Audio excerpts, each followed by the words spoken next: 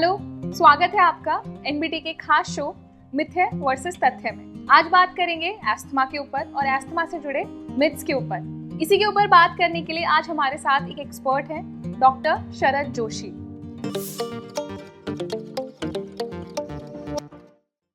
Sir, मेरा सबसे पहला सवाल ये है कि आप इसको मिथ भी बोल सकते हैं कि एस्थमा सबसे ज़्यादा बच्चों में होता है। तो ये मिथ बहुत से मैंने लोगों से सुना है, बहुत कॉमन है।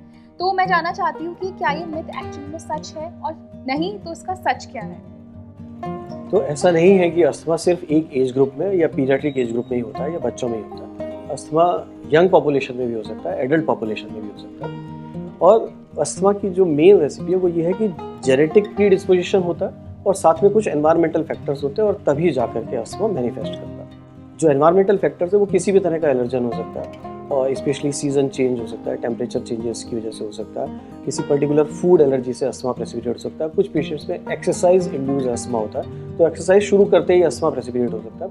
वो जानना जरूरी है, क्योंकि ऐसा नहीं है कि सिर्फ बच्चों में ही अस्थमा होता है, अस्थमा किसी भी एज ग्रुप में हो सकता है। बच्चों के लिए आप क्या टिप देना चाहेंगे जिन बच्चों में एस्थमा है या जो बच्चे ज़्यादा प्रोन होते हैं एस्थमा के? देखिए, अस्थमा से डरने की जरूरत नहीं है, इसको समझने की जरूरत है। और जब आप इसको अच्छे से समझ लेंगे तो इसको बहुत अच्छे से ट्रीट कर सकते हैं, क्योंकि आज अस्थमा के लिए बहुत इफेक्टिव ट्रीटमेंट अवेलेबल है। अगर आप इसको इग्नोर कर रहे हैं, अगर आप इसको समझना नहीं चाहते हैं और डिनायल में हैं, आईज क्लोज करने से प्रॉब्लम सॉल्व नहीं होगी। रादर, जिन बच्चों को अस्थमा है, अगर उनके पेरेंट्स अस्थमा को प्रॉपरली ट्रीट नहीं करेंगे तो बच्चे के भविष्य में प्रॉब्लम्स बढ़ेंगी, बच्चे की ग्रोथ में प्रॉब्लम्स बढ़ेंगी। इसलिए उसको अच्छे से समझ के अच्छे से ट्रीट करने की ज़रूरत है। इसमें कोई स्टिग्मा या कोई दोष नहीं है और ये सॉल्व कर सकते हैं ऐसी प्रॉब्लम।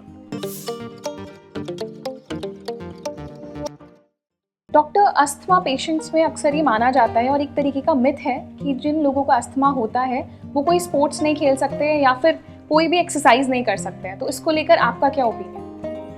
ये एक गलत धारणा है। जरूरी ये है कि अस्थमा रेस्पिरेटरी डिजीज है, तो बहुत ज़रूरी है कि पेशेंट को अपनी रेस्पिरेटरी हेल्थ और अपने स्टेमिना को मेंटेन करके चलना है। ये ज़रूरी हो जाता है कि अस्थमेटिक पेशेंट स्पोर्ट एक्टिविटीज़ में, एक्सरसाइज में और रेगुलर ब्रीदिंग एक्सरसाइज में पार्टिसिपेट करता है। स्पेशली जिन पेशेंट्स को एक्सरसाइज इंड्यूस अस्थमा है, उनके लिए ये ज़रूरी है कि वो अपना इनहेलर या अपनी जो मेडिसिन है वो एक्सरसाइज शुरू करने से पहले ले लें, ताकि एक्सरसाइज के दौरान या किसी स्पोर्ट्स एक्टिविटी के दौरान उनकी एक्टिविटी लिमिटेशन ना हो। तथ्य ये है कि रेस्पिरेटरी पेशेंट्स को, चाहे वो अस्थमा के हैं चाहे वो किसी भी और डिजीज के हैं, उनको और ज़्यादा फिट रहना चाहिए। इसलिए एक्सरसाइज में और स्पोर्ट्स एक्टिविटीज़ में उनको कंटिन्यूसली रहना चाहिए। उन लोगों के लिए आप टिप क्या देंगे जो मोस्टली लोग फिजिकल एक्टिविटीज़ में ज़्यादा होते हैं, स्पोर्ट्स में ज़्यादा होते हैं, जिन लोगों को एक्सरसाइज करना पसंद होता है लेकिन अस्थमा की वजह से वो बहुत ज़्यादा अपना एक्टिव लाइफस्टाइल मेंटेन नहीं कर पाते? सबसे इम्पॉर्टेंट तथ्य ये है कि चाहे चिल्ड्रन हो चाहे यंग एडल्ट्स हो, जिनको अस्थमा है उनको अपनी मेडिसिन को रेगुलरली फॉलो करना है, क्वालिफाइड डॉक्टर से प्रिस्क्रिप्शन को फॉलो करना है, और किसी भी स्पोर्ट्स एक्टिविटी या एक्सरसाइज एक्टिविटी को लिमिट नहीं करना। ये हर अस्थमेटिक के लिए एप्लीकेबल है।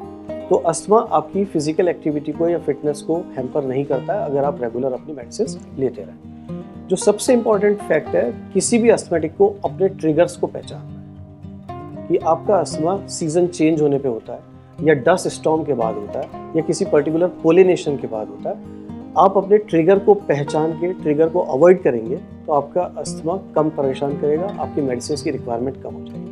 तो ये था हमारा मिथ्य वर्सेस तथ्य। इस तरीके के और इंटरेस्टिंग एपिसोड्स हम लाते रहते हैं, तो उसके लिए हमारे चैनल को जरूर सब्सक्राइब करें।